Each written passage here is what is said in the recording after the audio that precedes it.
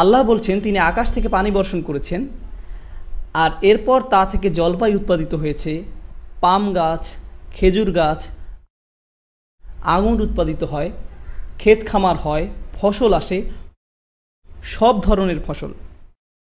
তারপর বলছেন সব রকমের ফল উৎপাদিত হয়।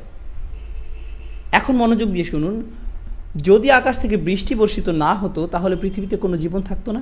হ্যাঁ বা না? হ্যাঁ, এখানে কোনো জীবন থাকতো না যদি আল্লাহ আকাশ থেকে পানি বর্ষণ না করতেন।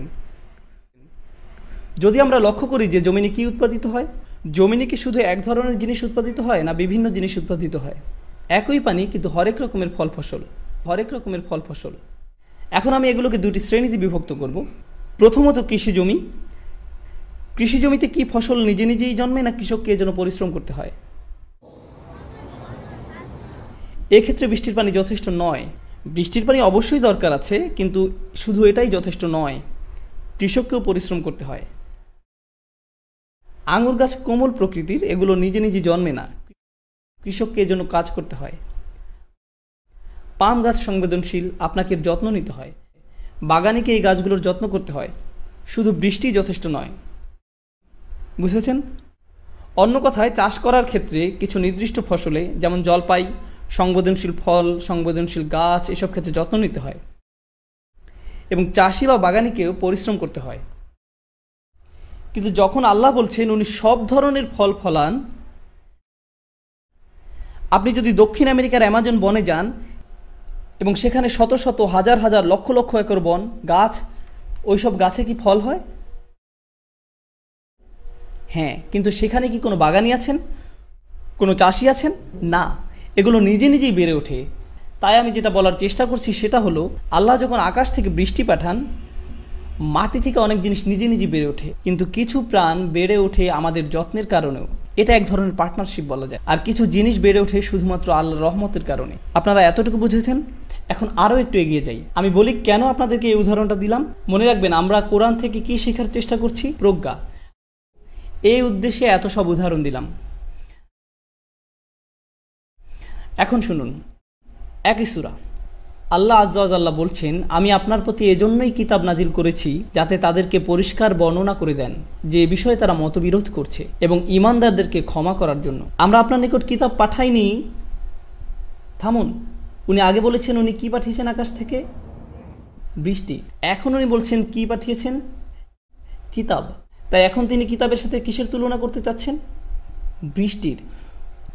আল্লাহ বলছেন আমি এই কিতাবকে অবতীর্ণ করেছি যেন তারা বিভেদগুলোর মীমাংসা করতে পারে, যেন এটা তাদের জন্য পথ প্রদর্শক আর রহমত হয়ে যায়। যখন বৃষ্টির মতো আল্লাহর কিতাব নাজিল হয়, বৃষ্টির পানি মাটির ভেতরে প্রবেশ করে আর আল্লাহর আয়াত প্রবেশ করে মানুষের অন্তরে। এখন মাটি আগে শুষ্ক ছিল, ঠিক আছে, এবং বৃষ্টির কারণে কি হলো? এটাতে প্রাণের সঞ্চার হলো, এবং মানুষজনের অন্তরও আসলে মৃত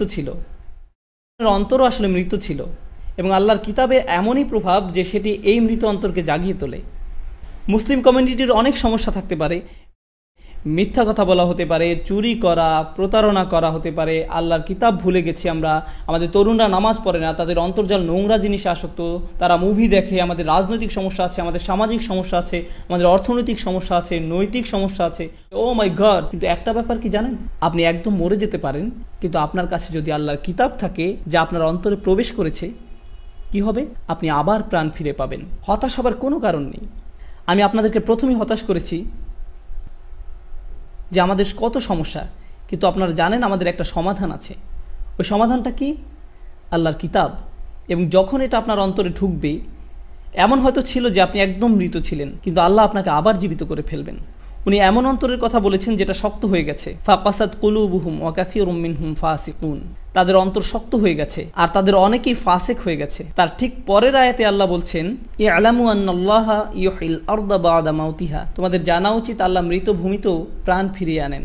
আল্লাহ এই মৃত উম্মার মাঝেও প্রাণ সঞ্চার করবেন, আপনাকে শুধু পানি দিতে হবে। আর এই উম্মার জন্য পানি কি? তা হলো কুরআন। আর এই উম্মার মাঝে যদি প্রাণ ফেরত না আসে, এর অর্থ হচ্ছে আমরা সঠিকভাবে পানি দিচ্ছি না। এটা তাই মানে।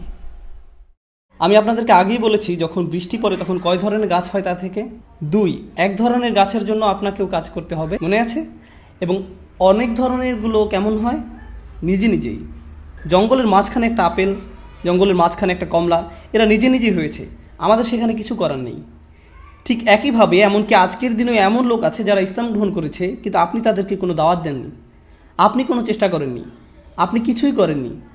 আল্লাহ শুধু তাদের অন্তরে পানি দিয়েছেন এবং তারা নিজে নিজে ইসলামে এসেছে, নিজে নিজে ইসলামে এসেছে। এটা এখনকার সময়ও হয় এরকম নাকি না?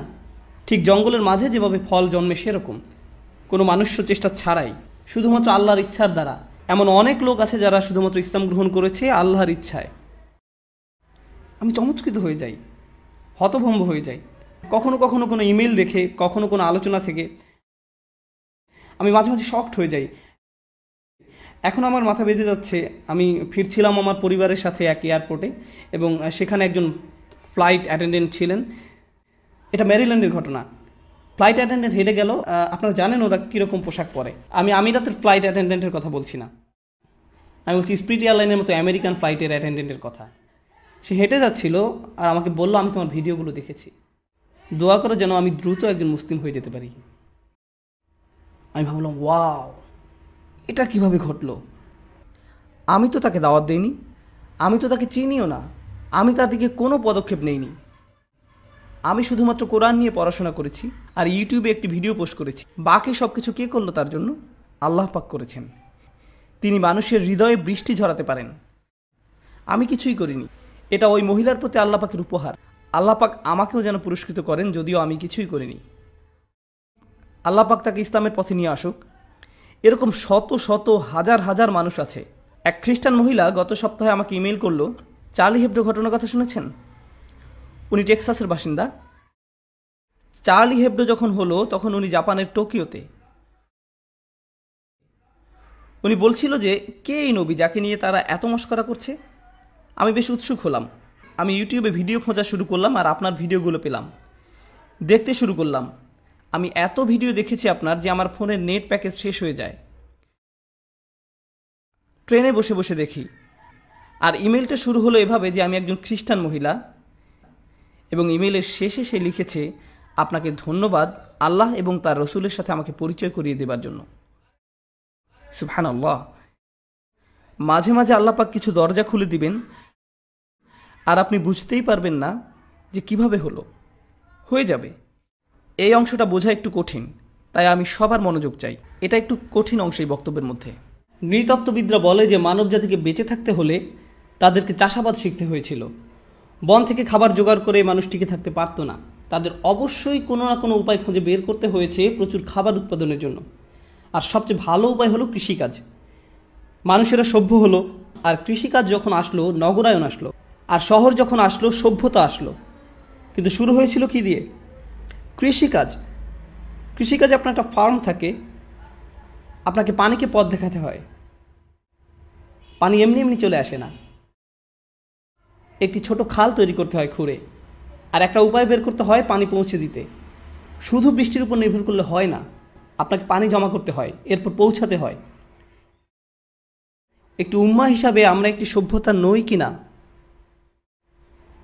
হ্যাঁ, আমরা যদি টিকে থাকতে হয়, শুধু বৃষ্টি যথেষ্ট নয়। বৃষ্টি আল্লাহ পাকের থেকে, কিন্তু আমাদেরকে পদক্ষেপ নিতে হবে তা জমা করার এবং সঠিক জায়গায় পৌঁছে দেবার জন্য।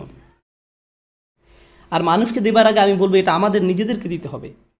19 বছর বয়সে আমি যখন প্রথম কোরআন ভালোভাবে পড়তে আর বুঝতে শুরু করলাম, আমার মনে হয়েছিল গত 19 বছর ধরে আমার সঙ্গে প্রতারণা করা হয়েছে। আমি তো সারা জীবন মুসলিম ছিলাম, কোরআনের ব্যাপারে আমি আগে কেন জানলাম না? আমার স্কুলে কেন শেখায়নি? আমার বাবা মা কেন শেখায়নি? আর তারা নিজেরাও কেন জানতো না? তারা কেন সেই শিক্ষা পায়নি? আমার প্রতিবেশীরা কেন জানে না? পৃথিবীর জনসংখ্যার 5 ভাগের 1 ভাগ আমরা। প্রচুর অমুসলিম আমাদের থেকে বেশি জানে কোরআন সম্পর্কে। এটা কিভাবে সম্ভব? কিভাবে সম্ভব? একজন মুসলিম হিসাবে আমি কেন একই ধারণা করে বসে থাকবো যা কিনা অমুসলিমরা করছে? অমুসলিমরা বলে ইসলাম কঠোর, তারা বলে যে এটির কোনোই গুরুত্ব নেই, তারা মোটেও প্রভাবিত নয় এটি দ্বারা। আমি কেন সেই একই ভাবনা পোষণ করব? কিছু পরিবর্তন করতেই হবে। আমাদের এখন লালন পালন করতে হবে, এই বাণী আমাদেরকে ছড়িয়ে দিতে হবে। তো আমরা বাকি কথাতে বলবো কিভাবে তা করতে হবে, কিভাবে এই বাণী আমরা ছড়িয়ে দিতে পারবো আমাদের নিজেদের জন্য, আমাদের ছেলেমেয়েদের জন্য এবং তাদের ছেলেমেয়েদের জন্য, সাথে পুরো মানব জাতির জন্য।